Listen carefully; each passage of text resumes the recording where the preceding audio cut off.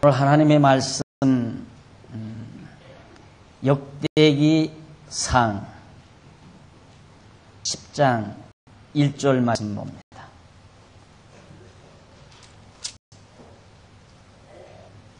역대기상 11장 1절입니다.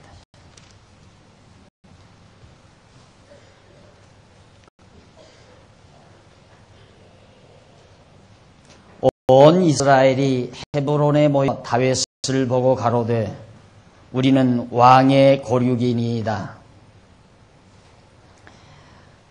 전일 곧 사울이 왕이 되었을 때에도 이스라엘을 거느려 출입하게 한 자가 왕이시었고 왕의 하나님 여호와께서도 왕에게 말씀하시기를 네가 내 백성 이스라엘의 목자가 되며 내 백성 이스라엘의 주권자가 되리라 하셨나이다 하니라. 이에 이스라엘 온 장로가 헤브론에 이르러 왕에게 나아오니 다윗이 헤브론에서 여호와 앞에서 저희와 언약을 세우며 저희가 다윗에게 이름을 부어 이스라엘 왕을 삼으니 여호와께서 사무엘로 전하신 말씀대로 되었더라.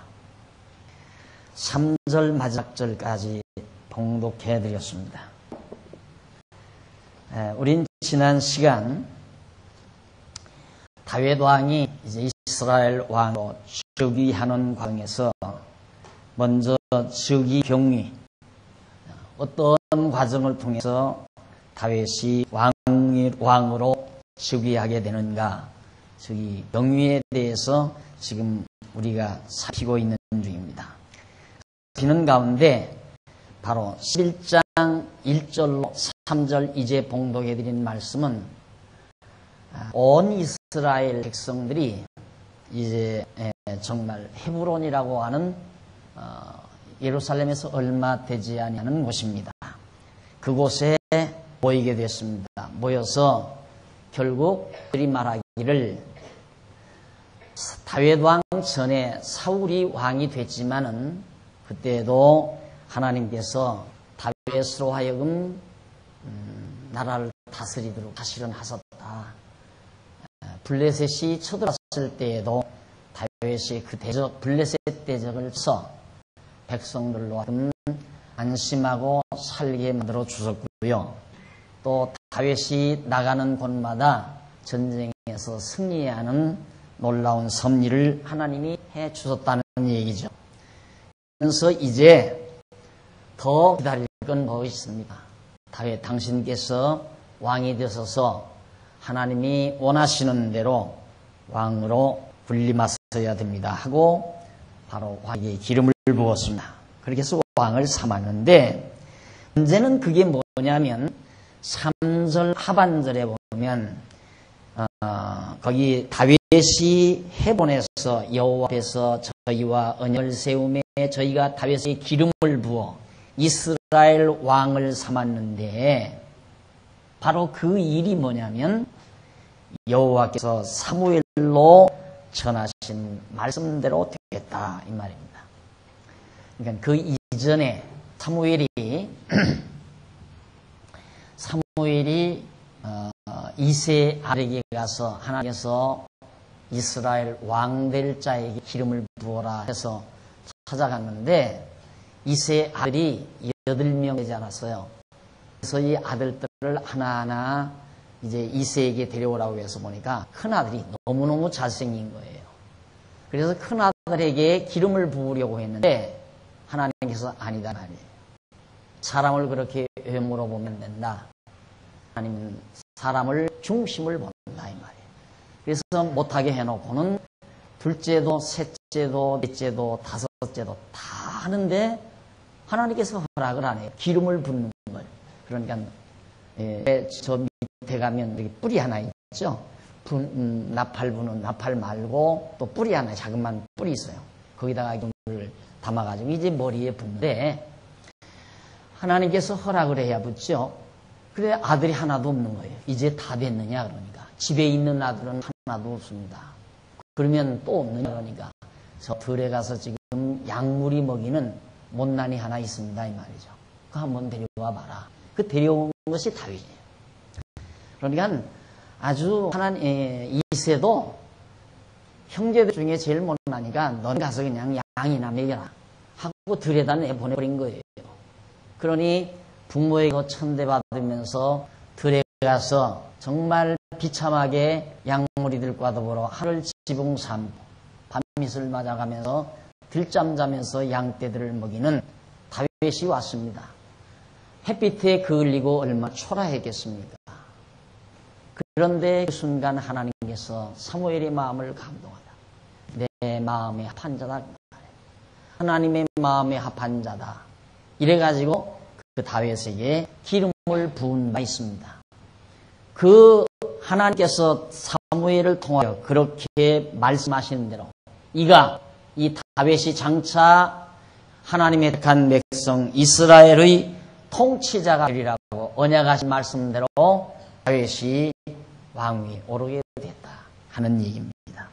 결국 오늘 이 사건을 기록하는 이유는 하나님이 언약하신 말씀대로 됐다는 사실을 확인시키기 위해서 그러는 거죠.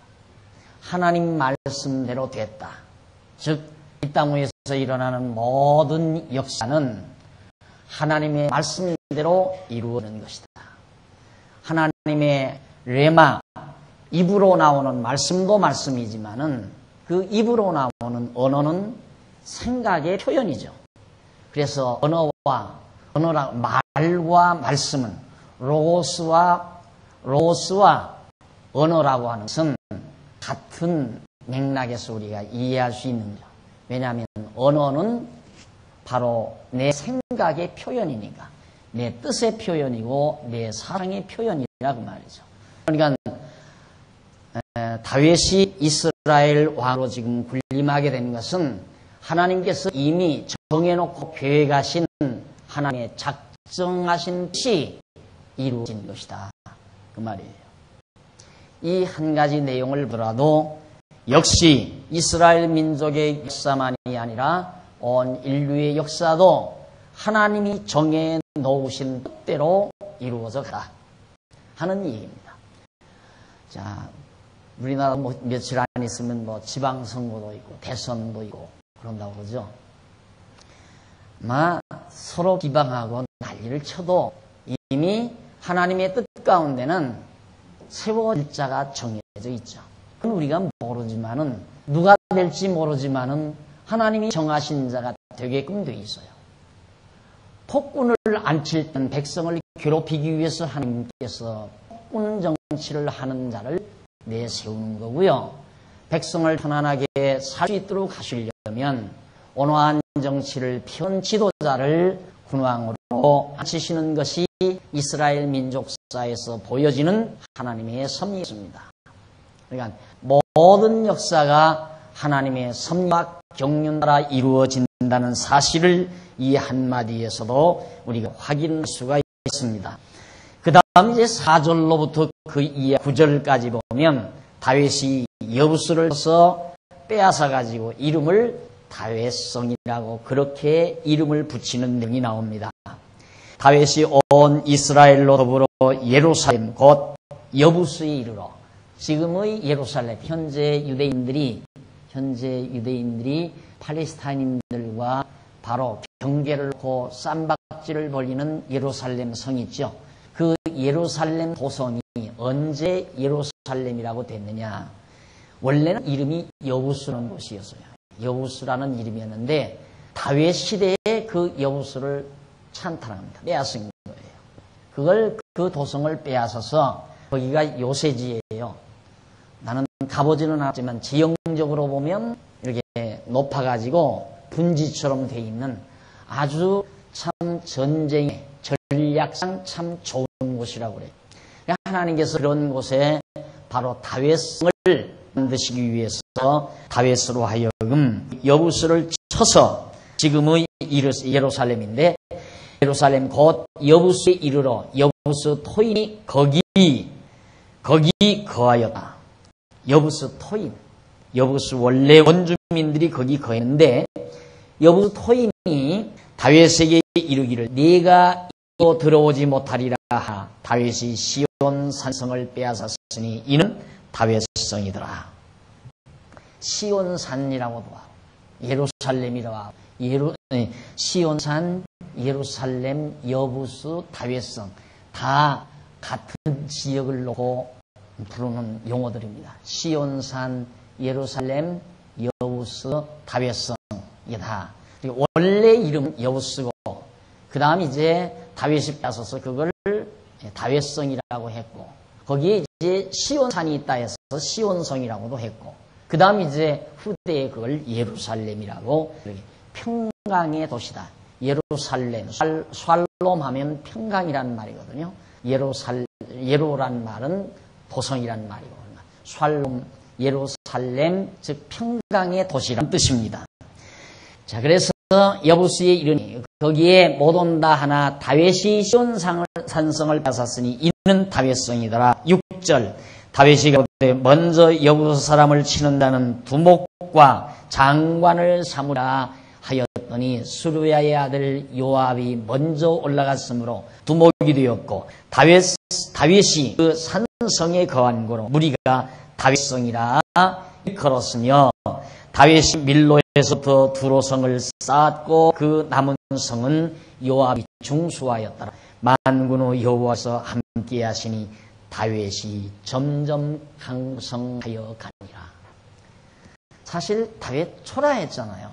사울왕 당산도 다녔고 형편없이 정말 망명길을 떠나서 하나면 죽을 고비를 차례를 지나고 그래서도 하나님께서 끝내는 다윗을 살려두셨다가 결국 이스라엘의 왕으로 군림케 해서 이제는 이스라엘을 다스릴 수 있는 도성을 마련하기 위해서 여부수를 치는데 누구든지 여부수에 먼저 올라가서 치면 내가 장관 삼겠다 그러니까 요압이라는 친구가 먼저 올라서 그 여부수를 쳤습니다. 그래서 치고 거기 산성에 다윗이 거했다서 거기를 다윗성이라고도 했고 또 많은 성들 그 다윗이 밀로에서부터 두루 성을 이렇게 쌓았는데 그 남은 성은 요압이 성을 쌓아서 점점 하나님이 다윗과 함께 하니까 그 나라가 강성해져 갔다 하는 얘기입니다. 우리는 이 세상 짧은 인생 그저 7, 80년 살아가면서 내가 잘하면 흥하고 내가 잘못하면 망한다 라는 생각으로 늘 우리는 사로잡혀 있습니다. 그래서 뭔 일이 조금 잘 되면 자만하게 있고 왜? 내가 잘해서 잘 됐으니까. 그리고 무슨 일이 조금만 안 되면 내가 잘못해서 안 됐으니까 아 나는 못난다. 그래서 좌절을 하고 이렇게 바보처럼 살아요. 교만한 것도 어리석은 거고 자학하는 것도 어리석은 거예요. 왜 교만한가? 내가 했다고 생각하니까 교만하고 왜 낙심하고 좌절하는가? 내가 못했다고 생각하니까 낙심하고 좌절하는가? 그러나 흥하고 망하는 것이 하나님의 능력 손에 달려있어요. 이스라엘 나라가 강성해지고 나약해지는 것이 하나님의 능력의 손에 달려있단 말입니다. 그걸 믿는 자에게는 흥해도 자만하지 아니하고 무슨 일이 망해도 좌절하지 않는 대단한 힘을 지니고 사는 것이 하나님과 함께 더불어 사는 신앙인의 자태다 하는 말입니다. 사람 일 좀 잘 돼가지고 그 오만방자한 모습 보는 것 참 역겹죠. 옥론난이 같고요. 사실 뭔 일 좀 잘 돼서 거들먹대는 것을 보면 무엇과 같으냐면 골목에서 못난이 하나 때려 펴놓고 자기가 대단한 어깨나 된 것처럼 거들대는 그런 못난이 건달뱅이 모습을 보는 느낌을 받죠. 그러나 진짜 주먹 힘이 있고 정말 능력 있는 주먹 힘이 센 그런 사람은 좀처럼 주먹 쥐지도 않아요. 이렇게 쥐지도 않아요. 전혀 표현되지를 않죠. 그게 바로 힘 있는 사람.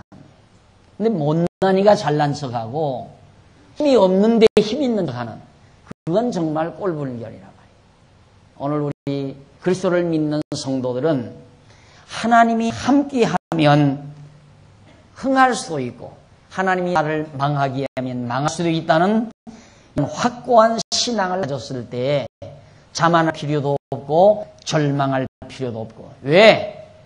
잘 될 때에도 하나님이 나와 함께하는 거고 못 될 때에도 나와 하나님께서 함께한다는 확신을 가지고 있으니까. 어떤 경우도 하나님은 나를 버리지 않는다는 확신을 가지고 있으니까. 싸맬 때만 하나님 나를 사랑하는 것이 아니라 나를 사정없이 사랑의 채찍으로 채찍질할 때에도 하나님은 나를 사랑하고 있다는 말입니다.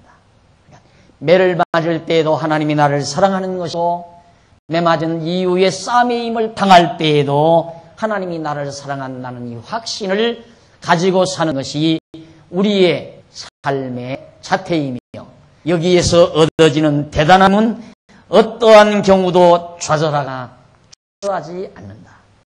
이것이 여호와 하나님 믿고 사는 성도의 올바른 지혜로운 자태임을 기억하시면서 오늘 이 다윗 왕국이 하나님이 함께하니까 점점 강성되어 간다고 하는 이 놀라운 사실을 다시 한번 마음속에 기억해 주시기를 당부합니다. 그 다음 이제 10절로 보면 10절부터 이 12절까지 보면 다윗 왕위의 위용이 거기 보입니다. 얼마나 왕국이 강성해 가는지 하나님께서 다윗 왕을 위대하게 만들어요. 다윗 왕을 대단히 위대하게 만드는데 우리 하나 살펴보고 가십시다. 분명하게 살펴볼 게 있는데 사무엘하 조금 뭐 하더라도 한번 찾아보십시다. 사무엘하 거기 보면 사무엘하 7장 한번 넘어가 보십시다.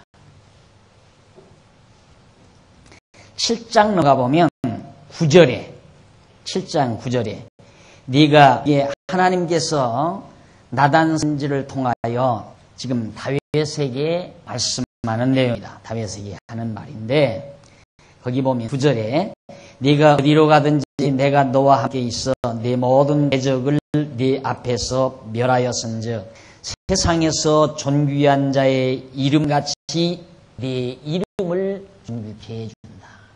다윗의 이름을 존귀케 해줄 것을 하나 약속을 해요. 그 다음 그것만 약속하는 게 아니라 그 밑에 조금 더 내려오면 11절에 보면 전에 내가 사사를 명하여 내 백성 이스라엘을 다스리는 때와 같이 않게 하고 너를 모든 대적에게서 벗어나 평안케 하리라.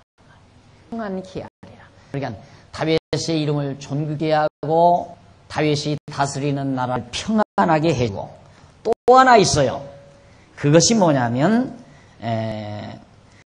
12절에 나와요. 네 수완이 차서 네 조상들과 함께 잘 때에 내가 네 몸에서 날 자식을 네 뒤에 세워 그 나라를 정복케 하리라. 그러니까 다윗의 이름을 존귀케 하고 다윗이 다스리는 나라를 평안하게 하고 그리고 그 왕가를 다윗의 왕가를 경고케 하겠다. 왜? 다윗의 자손들로 계속해서 왕가를 이어가도록 하나님이 다윗 왕가를 견고하게 해주겠다. 이 세 가지를 하나님께서 나단 선지를 통하여 바로 다윗에게 약속하는 내용입니다. 이름 존귀케 하고 그 다음 나라를 평안하게 하고 그 다음 왕가를 견고하게 해준다.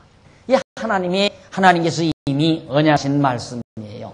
그 언약대로 하나님께서 다윗을 점점 강성하게 해서 그 이름을 존귀케 하시려고 아주 그 다윗의 왕위, 위용이 대단하도록 합니다. 어른도 대단하느냐면 11장 10절로 21절에 보면 다윗에게 있는 두목들의 명단과 명수와 그들의 용맹이 거기 나타납니다. 조금 한번 읽어보십시다. 10절에 보면 다윗에게 있는 용사의 두목은 이러하니라. 이 사람들이 온 이스라엘로 더불어 다윗의 힘을 도와 나라를 얻게 하고 세워 왕을 삼았으니 이 여호와께서 이스라엘에 대하여 이르신 말씀대로 함이었더라. 다윗에게 있는 용사의 수요가 이러하니라. 학몬 사람의 아들 야소보암의 30인의 두목이라. 30명을 거느리는 두목이 하나 있고, 그다음 저가 창을 들어 한때에 300명을 죽였더라. 이 두목 한 사람이 창을 하나 가지고 300명을 해치웠어요. 300명. 요즘은 좀 주먹셈이나 좀 세면 두서너 명 딱 해치우면 대단한 걸로 하잖아요. 그런데 다윗을 추종하는, 다윗을 따르는 두목 가운데 한 사람은 혼자서 창 하나 가지고 300명을 해치우는 사람이라 이 말이죠.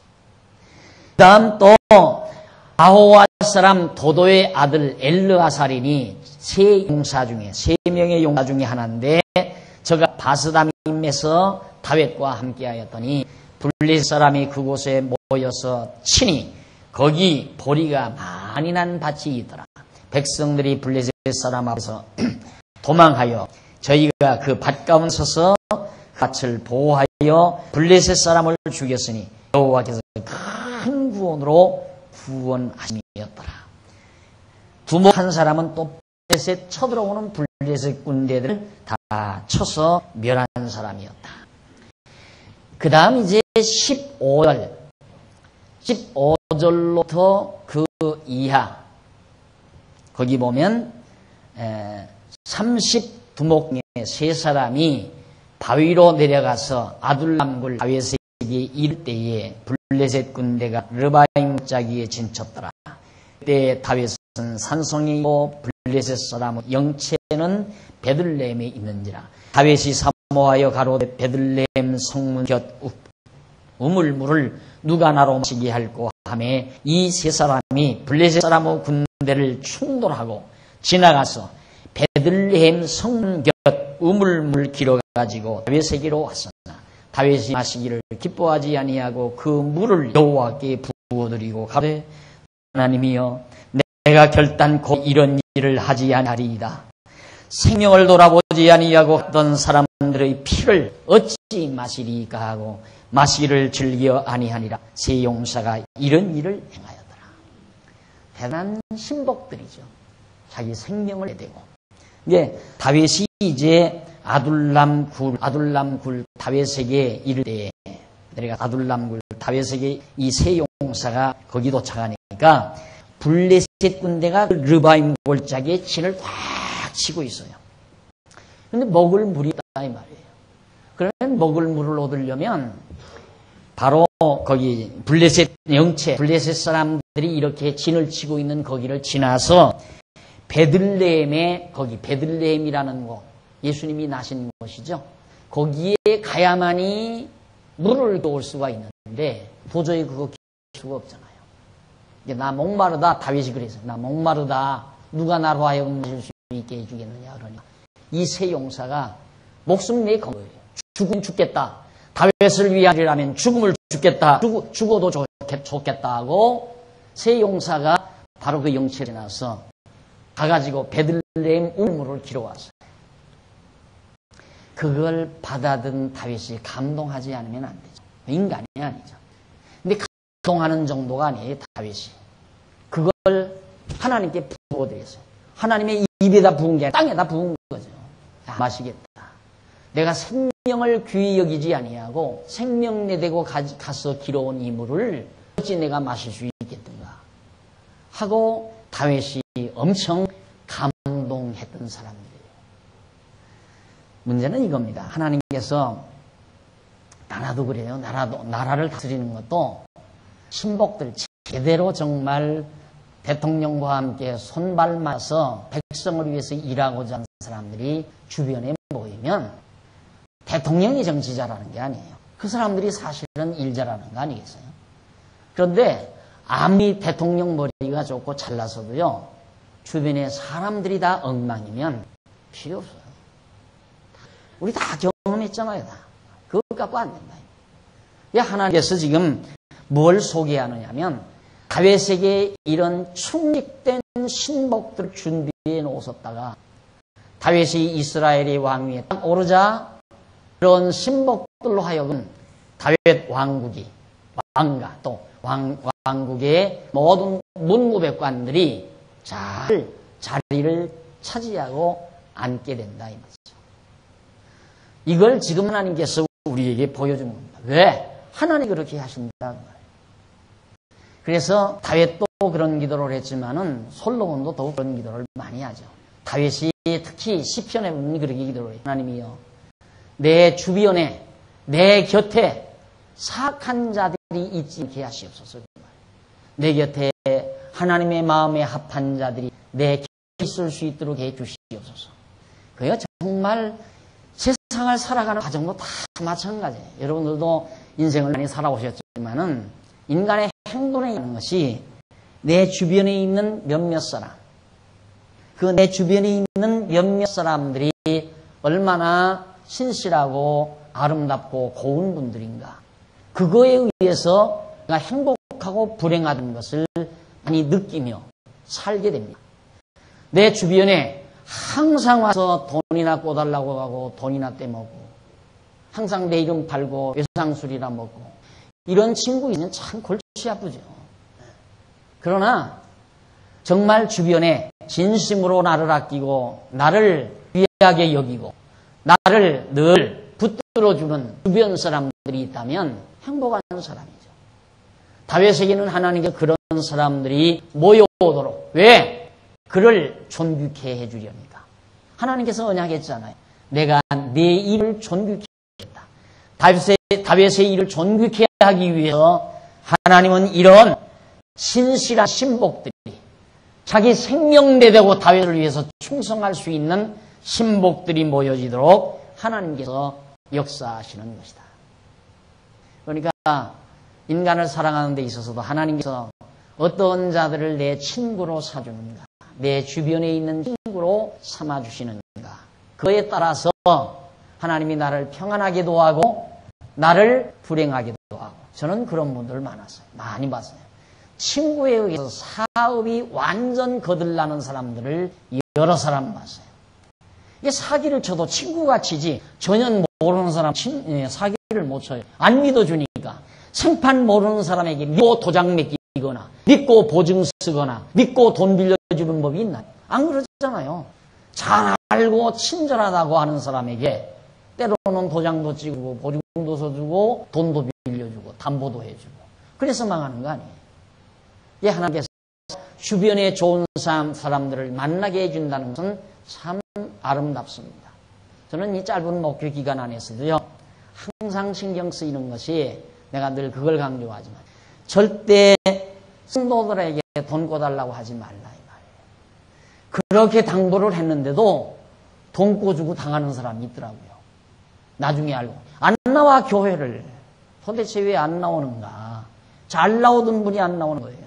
그래 알고 보니까 이 사람에게도 돈 꿔가고 저 사람에게도 돈 꿔가고 자꾸 돈을 꿔가더니만 나중에는 못 가게 생겼으니까 아내가 먼저 안 나오더라고요. 아내가 돈을 꿔간대. 그러더니만 남편도 참하죠. 미안하니까 안 나오더라고요. 그렇게 그분들만 안 나오면 되는 거냐. 그로 인해서 어려움을 겪는 분들을 지금도 내가 보고 있습니다. 그때 빚 때문에 지금도 고통당한 모습을 지금도 보고 있어요. 정말 우리 교회 안에서 믿는 것과 아는 것이 하나 된 성도가 서로 가까이 산다는 것처럼 아름다운 일이 어디 있습니까? 그러나 일단 돈 꿔달라 하면 요 주의하십시오. 누구를 막노라. 박 목사도 혹시 조용히 전화 걸어서 아유 집사님 1,000만 원이 필요한데 좀 갖다 주셨습니까? 하거들라. 안 되는데요. 왜 안 돼요? 목사님이 그랬잖아요. 그러면 돼요. 목사님이 그랬잖아요. 껴주지 말라고 그랬잖아요. 그 대신 받을 돈은 꿔주지 말아요. 그러나 안 받을 돈은 1,000만 원이고 1억이고 꿔줘도 돼요. 이건 안 받아도 된다는 돈이라. 그러나 꼭 받으려면 절대 꿔주지 말고. 돈을 남에게 줄 때 꼭 받으려면 주지 말라 이 말이에요. 안 받아도 되는 돈 주라 그 말이에요. 알았어요. 이것이 바로 우리 인간 주변에 있어서 가장 쉽게 사람에게 고통을 주는 일입니다. 사람을 믿게 만들어 놓고, 진실이 믿게 만들어 놓고, 그 다음 배신하는 행위. 못 믿어지게 만드는 행위. 배신 아니에요. 정말 믿게 만들어 놓고, 못 믿게 하는 게 배신이란 말이에요. 그러니까 이런 일은 없어야 되는데, 정말 이 다윗은 행복한 사람이에요. 왜? 하나님이 그렇게 해주니까. 하나님이 그 이름을 존귀케 하기 위해서 주변에 이렇게 신실한 두목들이 모여서 다윗 왕국을 견실하게 만들어 가도록 하나님이 섭리하시는 모습을 지금 여기에서 우리가 보고 있는 것입니다. 그 다음 22절로부터 그 이하, 거기 보면 22절에서부터 25절까지 보면 여호야다의 아들 분하야의 용맹과 그의 업적이 나와요. 갑스엘 용사의 손자 여호야다의 아들 분하야는 고용한 일을 행한 자라. 저가 모압 아리에르 아들 둘을 죽었고 또 눈 올 때에 함정에 내려가서 한 사자를 죽였으며 또 장대한 애굽사를 죽였는데 그 사람의 키가 5윗이요 그 손에 든 창이 배틀채 같으나 저가 막대기를 가지고 내려가서 그 애굽사람 손에서 창을 앗았고 창으로 죽였더라. 여호야다의 아들 분하야가 이런 일을 행하였으므로 세 용사 중에 이름을 얻고 30인보다 존귀하나 그러나 첫 3인에게는 미치지 못하니라. 다윗이 저를 세워 시위대 장을 삼았더라. 대단히 용맹 있는 사람, 막대기 하나 가지고서 창을 뺏어서 창으로 그 적을 죽이는 그런 대단한 정말 담력이 있고 능력이 있는 그런 장관을 시위대 장관, 왕 앞에서 시위대를 완전히 장악하고 있는 장관을 삼았더라 하는 얘기입니다. 이분은 26절로부터 그 이하 47절까지 궁중의 큰 용사에 대한 신분과 명단이 거기 쫙 소개돼요. 그 얼마나 이름이 많습니까? 쫙. 기억력 좋으신 분은 외워도 좋지만 안 외워도 무관합니다. 그렇게 많은 장관들이 다윗 왕궁의 귀한 장관들이 되어서 나라를 다스리는 데 힘을 더하는 중요한 인물들이 지금 47절까지 전부 소개되고 있습니다. 이만하면 다윗의 왕위가 굉장히 위용이 높죠. 그 신하들이 대단히 힘을 지니고 있는 사람들입니다. 그 다음 이제 12절로부터 12장 2절로부터 7절에 보면 다윗이 시글락에 있었을 때에 협력했던 용사들. 거기 보면 다윗이 기스의 아들 사울을 인하여 시글락 숨어 있을 때 망명 생활할 때 그에게 와서 싸움을 돕는 용사 중에 든가 있었으니 저희는 활을 가지며 좌우 손을 올려 물레도 던지며 살도 바라는 자요 베냐민파 사울의 동족인데 그 이름은 이러하니라고 쭉 지금 7절까지 소개되고 있습니다. 그러니까 사울왕이 다윗을 죽이려고 하는데도 사울왕의 동족인 베냐민 지파 사람인데도 다윗의 편을 들었다. 그건 진짜 아니에요. 그렇죠? 혈족이 같은데 같은 베냐민, 사울하고 베냐민 지파 같은 지파인데 사울은 지금 다윗을 죽이려고 해요. 그런데 보니까 같은 동족이지만 이 사울이 지금 잘못하고 있다. 왜 저렇게 위대한 사울을 위해서 충성당한 다윗을 시기해서 저렇게 죽이려고 드는가? 우리나라 근대사에서도 그런 거 있잖아요. 정치 잘하고 정말 행정 잘하는 그런 행정가들을 자기 눈에 거슬린다 해서 그냥 돌려버리는 행위. 우리 많이 보고 살았다. 이게 능력에 의해서가 아니야. 그러니까 사울도 역시 다윗이 능력자인데 다윗을 버려야 될 이유가 없잖아요. 그런데 싸움 잘해서 대적을 물리치고 백성들의 인기가 자꾸 다윗에게로 몰려가니까 다윗에게 몰려가는 인기를 자기에게 올리기 위해서 다윗을 죽이려는 거예요. 얼마나 미련한 짓입니까? 지금 선거운동하는 사람들도 그래요. 어떻게 어떻게 그렇게 미련한지 몰라요. 다 미련하더라고요. 왜 미련하냐면 상대방 비난하고 하고 꺾어버리면 그 나머지 표가 자기에게 올 줄 알아요. 그게 미련한 짓이라고 말이에요. 왜 그런 바보 짓을 해요? 생각해 보십시오. 사울이 지금 다윗을 시기해서 다윗을 죽였는데, 다윗을 죽이려고 들었는데, 다윗을 추종하는, 또 다윗을 좋아하는 인기가 사울에게 돌아가겠는가? 도리어 사울에게 있는 인기가 다윗에게 돌아가게 되어 있어요. 이치가 그렇게 되어 있다 이 말이에요. 이치가. 그러니까 문제는 중요한 것은 자기 실력이에요. 다윗은 사울 비난하지도 않아요. 우리가 과거 공부했지만 사울이 다윗을 죽이려고 쫓아왔잖아요.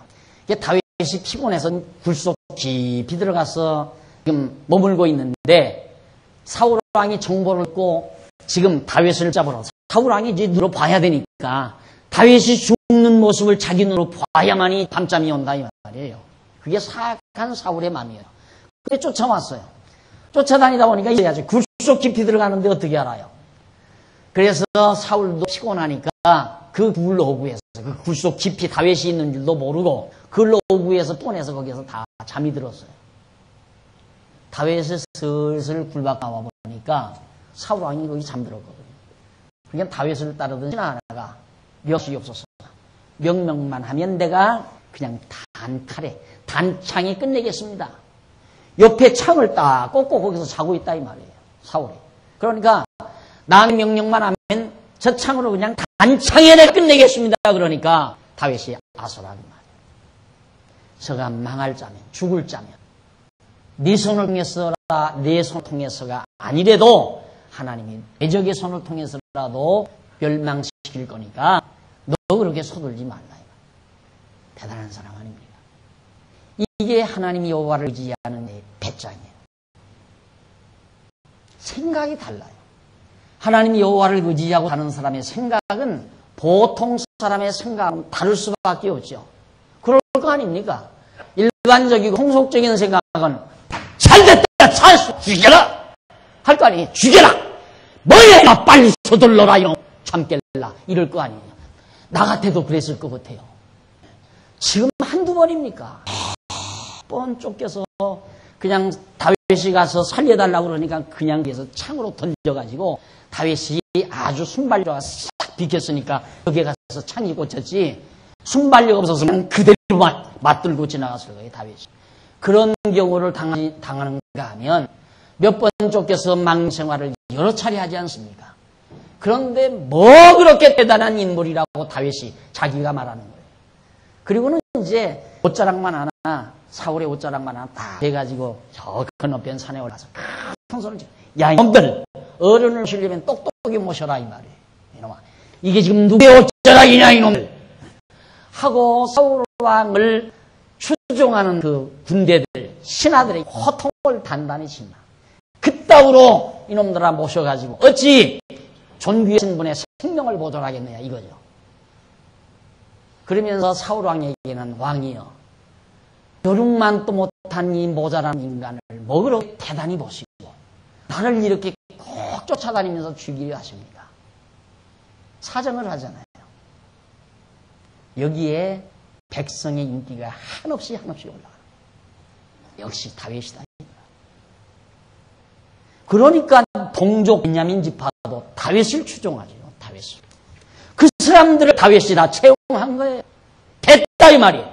정의를 사랑하는 자, 옳은 걸 옳다고 생각하는 자, 이게 바로 중요한 거다 이 말이죠. 그래서 결국 다윗 왕국은 대단하게 지금 튼튼하고 견고하게 세워져 가고 있습니다.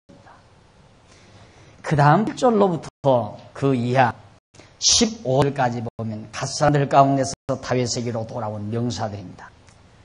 갓지파, 12지파 가운데 갓지파 있잖아요. 거기서도 사울을 쫓지 않고 과거에는 전부 사울이 다 12지파 다 다스리지 않았어요. 베냐민 지파 사울이 12지파 백성들을 다 다스렸는데 갓지파 가운데 사람들이 다윗을 또 따른다 이 말이에요. 그 돌아온 사람들을 그들을 다 받아들이고 그 다음도 또 있어요. 베냐민 지파 16절로부터 18절까지 보면 다윗이 30인 목인 아마세를 군대장관으로 세우는데 베냐민과 16절 보면 베냐민과 유다 자손 중에서 견고한 곳에 이르러 다윗이 나오매 다윗이 나아가 맞아 저희에게 일러가되 만일 너희가 평화로이 와서 나를 돕고자 하면 내 마음이 너희와 연합하려니와 만일 너희 나를 속여 내 대적에게 붙이고자 하면 내 손에 불의함이 없으니 너희 열조의 하나님이 감찰하시고 책망하시기를 원하노라. 얼마나 철저히 다윗이 여호와 하나님을 의지합니까? 베냐민과 다윗 자손 중에서 견고한 곳에 이르러 다윗에게 나오니까 베냐민 지파도 유다 자손 중에도 나오니까 너희들 나를 속이려 들지 말라. 너희를 모르겠다.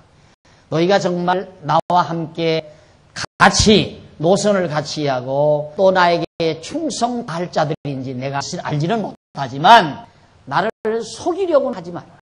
그건 어리석은 거다. 왜? 나는 하나님의 사람이다 이 말이지. 하나님이 나를 지키는 자다. 왜? 약속을 받았으니까. 내가 내 인 존귀케 하리라. 그리고 내 나라를 평안케 하리라. 그리고 내 왕을 경고케 해주겠다. 나단 선지를 통하여 무슨 확실한 약속을 언약을 받은 사람입니다. 그러니까 하나님이 자기를 지키다는 사실은 분명하고 확실하다 말이죠. 그런데 너희들이 나를 속여들지 말아요. 왜? 하나님이 잘하니까. 나는 너희들의 마음을 감찰 못하지만 하나님 너희들의 마음을 감찰한다. 그러니까 나야 속일 생각하지 말라 이 말이죠. 때에 18절 때에 성신이 30인의 두목 아마세에게 감동하니 가로되 다윗이여 우리가 당신에게 사였고 이의 아들이여 우리가 당신과 함께하리니 원컨대 평강하소 당신도 평강하고 당신을 돕는 자에게도 평강이 있을지니 이는 당신의 하나님이 당신을 도우심이니이다. 다윗이 드디어 접대하여 세워 군대 장관을 삼았다. 자, 어제 제가 오늘은 약혼식에 좀 다녀왔어요. 집안에 약혼식을 다녔는데 양가가 같이 모였는데 딸을 가진 우리 동생 측에서는 불안한 거죠. 아무래도 저 녀석이 내 딸을 데려다가 정말 고생을 시킬 건지 안 시킬 건지 이것도 고생스럽고 내 입장에서는 그쪽이 그렇게 신앙적으로 돈독하거나 그런 집안이 아니에요.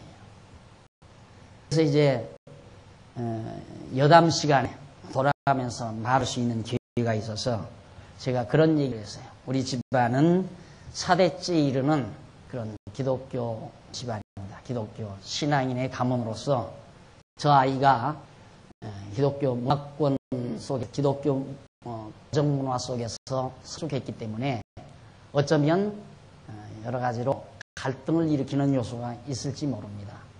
참작을 해주셨으면 좋겠습니다 하고 말을 했어요. 근데 이제 엄마 아버지 또 하나 궁금증이 저 녀석이 정말 고생을 시킬 건지 안 시킬 건지 걱정이 있단 말이에요. 근데 마지막 이제 신랑이 한마디 하라고 그러니까 딱 신랑이 하는 말, 저는 고집이 대단합니다. 내가 자신 있습니다. 내 아내 될 사람 자신 있게 어떻게 행복하게 해주시고 책임질 수 있습니다. 그러니까 양가 부모 얼굴이 해지더라니까요. 아이고. 그러니 그 조마조마해서 어떻게 살아요? 그놈 밤 하나 들어가면 꽉 매질 그 입으로 나오는 몇 마디에 엄마 아버지가 평안해지고 근심스러워지고 하는 그거 진짜 불안해서 어떻게 사느냐 이 말이죠. 우리는 그럴 필요 없잖아요. 안 그래요? 하나님의 택한 백성이면 하나님의 택한 백성 괴롭히는 자를 하나님이 그냥 놔두겠느냐 이 말이죠. 안 그래요? 문제는 내가 기른 딸이 하나님을 잘 경외하고 믿고 신앙하고 사는가, 사내 녀석이 어떤 경우에 있다 할지라도 근심 걱정할 필요 없잖아요. 다윗이 지금 그거란 말입니다. 알았어요. 네가 신실한 놈인지 신실하지 못한 놈인지 난 모른다 너희들이. 그러나 날 속일 생각은 하지 말라. 얼마나 당돌한 말입니까? 이게 하나님 여호와를 믿는 신앙 없이 나올 수 있는 얘기냐 이 말이에요. 이렇게 확고한 신앙을 가진 다윗 앞에 이들이 황급하고 말지 않습니까? 걱정하지 마십시오. 우리 충성하겠습니다. 드디어 다윗이 드디어 접대해서 그들을 받아들여서 세워 군대 장관들을 다 세웠습니다. 늘 도망이나 다니던 다윗이 어디 사람이 있어서 이렇게 조각을 하겠습니까? 안 그래요? 나라 조각을 하는데 사람 한둘이 필요합니까? 이 자그마한 교회를 하나 운영하는데도 수십 명의 인재가 필요한데 지금 실제로 앞서서 일하는 일꾼들이 한 100여 명 가까이 되잖아요. 모사, 찬양대, 우리 당요원, 집사, 권사에 100여 명이 넘잖아요. 이런 수들이 앞장서서 교회를 이끌어가는데 그 나라를 하나 다스려 가는데 사람이 어찌 그리 쉽게 얻어지겠느냐 이 말이죠. 그런데 하나님이 다 예비하셨다. 이렇게 다윗 왕국이 튼튼하고 견고하게 세워져 가도록 섭리하시는 모습을 보고 저는 항상 후배들한테도 그래요. 교회 아무런 걱정하지 마라. 빨리 전도해서 빨리 길러가지고 빨리 교회 성장시켜서 빨리 장로님도 세우고 집사님 세우고 권사들도 세우고 그러고 싶지만은 내 마음대로 안 된다. 하나님이 다 예비해 놓으셨다가 필요할 때마다 다 하나님께서 세울 자를 세우고 만날 자를 만나게 해서 교회가 되게 해 가는 거니까 걱정하지 말고 열심으로 하나님 의지하고 순수하게 말씀을 가르치면서 살아가면 된다는 말을 자꾸 당부하는 이유도 다 이런 하나님의 섭리를 마음에 간직하고 있으니까 그런 말을 할 수 있는 거예요. 여러분, 가정을 이루어가는데도 아무 걱정하지 마십시오. 자녀들을 이끌어가는데도 근심 걱정할 필요 없습니다. 문제는 뭐냐? 내가 하나님 여호와를 의지하고 정말 하나님 여호와 하나님께서 나와 함께하는가? 이것에 대한 확신입니다. 확신. 이것이 문제예요. 내게 그 확신이 없으면 근심 걱정이 밀려오고 확신만 있으면 근심 걱정할 거 없어요. 왜? 하나님은 우리의 편이니까. 우리와 함께 하시는 거예요. 여호와 하나님께서는 다윗과 함께 하시기 때문에 다윗은 두려움 없이 그들을 장관으로, 군대 장관. 이 자리가 얼마나 중요한 자리입니까? 이들은 돌이키면 왕을 향해서 충성하는 게 아니라 왕에게 등만 돌려대면 끝나는 거 아니에요. 전쟁터에 갔던 장군들이 돌아서서 왕족으로 향해버리면 왕은 끝나는 거라 이 말이죠. 그런 중대한 책에 다윗은 여호와 하나님을 믿는 믿음 하나로 그들을 장관 자리에 세운다. 군대 장관 자리에. 언제 만났다고? 사위 하나 고르는 것도 언제 그를 알았다고. 그러니까 불안하죠. 언제 한 녀석이에요. 전혀 모르는 녀석을 사위로 맞아들이려니까 부모 측에서는 정말 근심 걱정이 있을 수밖에 없죠. 그러나 내 자녀가, 내가 길러놓은 자녀가 하나님과 함께하는 동행자녀라면 걱정할 거 없어. 아무 염려, 근심 걱정할 거 없다 이 말이죠. 그 다음 19절로부터 22절까지면 다시 므낫세 지파에게 돌아온 자들을 군장으로 또 다 세웁니다. 다윗이 전에 블레셋 사람과 함께 가서 사울을 치려할 때에 므낫세 지파에서 두어 사람이 다윗에 돌아왔으나 다윗 등이 블레셋 사람을 돕지 못하였음은 블레셋 사람의 방백이 서로 의논하고 보내며 이르기를 저가 그 주 사울에게로 돌아가니니 우리 머리가 위태할까 하노라 함이라. 다윗이 시글락으로 갈 때 므낫세 지파에서 그에게로 돌아온 자는 아드나와 요사밧과 여디야엘과 미가엘과 요사밧과 엘리우와 실르덴이 다 므낫세의 천부장이라. 이 무리가 다윗을 도와 적당을 텄으니 저희는 다 큰 용사요 군대 장관이 되었습니다. 그때 사람이 날마다 다윗에게로 돌아와서 돕고자 하며 큰 군대를 이루어 하나님의 군대와 같았더라. 여러분, 하나님이 다윗을 왜 그렇게 고생을 시켰나를 알 수 있겠죠. 이제 참 하나님이 이상하시다. 이미 다윗을 그렇게 이스라엘 왕으로 세우시려고 작정해 놓으셨으면 그냥 사울왕 당시는 다윗이 어렸으니까 그냥 사울을 하나의 대사로 희생타로 먼저 세웠다 하더라도 사울왕 밑에서 왕수업 통치하는 수업을 편안하게 잘 어차피 다윗이 지금 사울왕에게 픽업돼서 사울왕 밑에 가서 한동안 거했잖아요. 그냥 사랑받고 귀염받고 아들처럼 그렇게 잘 성숙하다가 사울이 꼴깍하고 죽는 순간 다윗이 그냥 편안하게 왕의 자리에 앉았으면 얼마나 좋을까. 우리 그런 생각 많이 하잖아요. 근데 오늘 이 말씀을 우리가 읽으면 야, 하나님의 섭리가 신묘막측하다. 왜 그렇게 다윗을 이스라엘 왕으로 확정해 놓으시고 그렇게 모진 시련과 역경을 당하겠을까? 지금 다윗 주변에 모여드는 모든 문무 백관들이 어떤 자들인가? 전부 그 어려움 당할 때 다윗과 함께 했던 자들로 지금 나라의 조각이 이루어지고 있다. 사람을 만나게 하시려. 진실된 사람을 하나님께서 만나게 하시려. 그래서 그들로 하여금 나라가 견고하게 하나님께서 언약하신 대로 다윗아 내가 네 나라를 견고케 해주리라고 언약하신 그 언약의 말씀을 이루기 위해서는 다윗과 같이 해야 될 모든 문무백관들이 충실해야 되잖아요. 충성스럽고 신실해야 되지 않느냐 이 말이죠.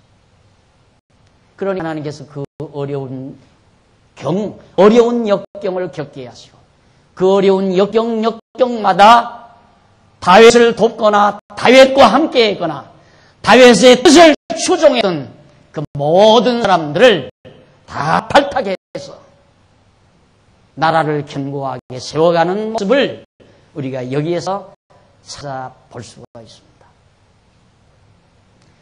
이게 이제 순수하게 정말 정의를 사모해서 야, 다윗 저렇게 위대한 사람이 안 됐다. 정의로운 생각을 가지고 다윗을 도운 거 아닙니까? 그런데 요즘에는 정치 세계에 보면 줄을 잘 서야 된다. 사업을 하려도 줄을 잘 이어야 된다 이거죠. 다음 대선에 어느 뒤에 서느냐에 따라서 다음 4, 5년 동안 사업을 잘하느냐 못하느냐의 결실이 이루어진다. 사실 그런 것이 많고요. 그래서 자꾸만 이제 뒤를 협력하고 있다가 보니까 나라가 이 꼴이 되는 거예요. 결국은. 다 이권을 위해서 가까이 한 사람들이 이권을 위해서 주변에 모여드립니다. 누구라도 지금 우리나라 모습이 전에도 그랬고 지금도 그러고 앞으로도 그렇게 되게끔 돼 있어요. 그럴 거 아니에요. 도움을 받았으니 갚아야 되잖아요. 갚아야. 그러니까 한 달짜리 장관도 나오는 거고 6개월짜리 장관도 나오고 야 6개월이면 이따 갚았다 이제 나가라. 너 말씀 많고 지금 신문에서 떠들어댄다. 나가라 이제. 6개월 장관에서는 장관 이름도 너 돈 그 얼마 그때 정치자금 내놓은 거 다 됐지 않느냐. 그런 거라 이 말. 그러나 지금 다윗의 경우는 그게 아니에요. 다윗의 경우는 앞으로 다윗이 왕 거다라고 하는 그런 믿음 때문에 그런 것이 아니라 야 다윗이 안 됐다. 나라의 진정한 충성자고 이 나라의 진정한 애국자고 생명을 내대고 불셋을 쳐물리쳤던 위대한 군장인데 왕으로부터 시기를 받아서 이렇게 처절하게 고통을 당하는구나. 이것 때문에 많은 뜻있는 이사들이 다윗을 돕고 다윗의 주변을 살펴준 거라고 말해요. 그래 진짜 백기들이 거기 모여든 거죠. 진짜 정의를 사랑하는 자들이. 이래서 다윗 왕국이 아주 튼튼하고 견고하게 세워져 가고 있는 겁니다. 다음 이제 그 다음 계속해서 보면 23절부터 37절까지 보면 다윗을 왕으로 자르는 각 지파별 백성의 개수가 이제는 뭐 열파 백성들이 다 여기 나와요. 자, 23절 싸움에 예비한 군대 장관들이 헤브론에 이르러 다윗으로 나와서 여호와의 말씀으로 사울의 나라를 저에게 돌리고 하였으니 그 수요가 이러하였더라. 사울을 그동안 사울을 따랐던 모든 나라들 누구에게? 다윗으로 돌려야 되죠. 그러기 위해서 다윗에게 모여든 들의 수가 거기 나오는데 25절 바로 24절에 보면 유다 자손이 바로 6,800명이고 시므온 자손이 7,100명이고 레위 중에서 4,600명 숫자가 대충 나오죠. 나와서 자 도합이 어디 소개되는지 모르겠습니다. 거기 쭉 나오는데 이 모든 군사가 그 38절 이 모든 군사가 항월 정제하고 다 성심으로 헤브론에 이르러 다윗으로 온 이스라엘 왕을 삼고자 하고 또 이스라엘의 남은 자도 다 일심으로 다윗으로 왕을 삼고자 하여 무리가 거기서 다윗과 함께 사흘 지내며 먹고 마셨으니 취임식을 하는 거죠. 왕 취임식. 사흘 동안 먹고 마셨으니 이는 그 형제가 이미 식물을 예비하였으며 또 근처에 있는 자로 이스갈과 불론과 납달리까지도 식물을 나귀와 약대와 노새와 소에 무수히 싣고 실어왔으니 곧 과자와 무화과 병과 건포도와 포도주와 기름이요 소와 양도 많이 가져왔으니 이스라엘 가운데 희락이 있었더라. 엄청난 사람들이었습니다. 뭐 몇만 명 거기 그러니까 몇십만 명이 되겠습니다. 거기 아셀 중에 능히 이제 나아가서 싸울 만한 가 바로 4만 명, 사람만 해도 4만 명이니까 몇십만 명이 지금 모여서 다윗을 왕으로 추대하는 이만하면 다윗 왕위가 위용이 대단함을 우리가 넉넉히 짐작할 수 있게 되었습니다. 성도 여러분, 하나님의 하신 일입니다. 사람이 하는 일이 아니고 다윗이 한 일이 아닙니다. 하나님이 하신 일입니다. 다윗은 얼마 전만 해도 저 들가에 가서 양무리들을 먹인 초라한 초동 목동이었습니다. 하늘을 지붕 삼고 밤이슬을 맞아가면서 맹수와 더불어 싸운 거친 한 소년에 불과했습니다. 그러나 그가 하나님의 손에 들려졌습니다. 하나님의 손에 붙들려졌습니다. 위대한 이스라엘의 군왕이 됐습니다. 그리고 그 나라가 견고하고 위용이 있게 점점 강성해지는 모습을 우리가 오늘 살폈는데 이것이 하나님의 역사적인 섭리요 하나님의 말씀대로 된 사실이다. 기억하시면서 오늘 이것이 의존하고 살았던 그 하나님 오늘 우리들도 마음속 깊이 의존하고 당당하고 힘있게 살아가는 우리 성도의 삶이 이루어지기를 기대하면서 오늘 말씀을 드리겠습니다. 기도하십시다. 전능하신 하나님 아버지, 살아계셔서 역사를 지배하시는 하나님 아버지요, 초라하고 무능했던 다윗을 손에 드셔서 위대한 이스라엘의 군화로 세우신 하나님의 놀라운 섭리를 이들이 살폈습니다. 아버지 하나님이여, 그 하나님 앞에 자만하지 말게 하시고 그 하나님을 믿고 의지하는 삶 속에서 절망과 좌절일랑 하지 아니하도록 우리에게 겸손함을 허락해 주시옵소서. 예수님의 이름으로 드립니다. 아멘.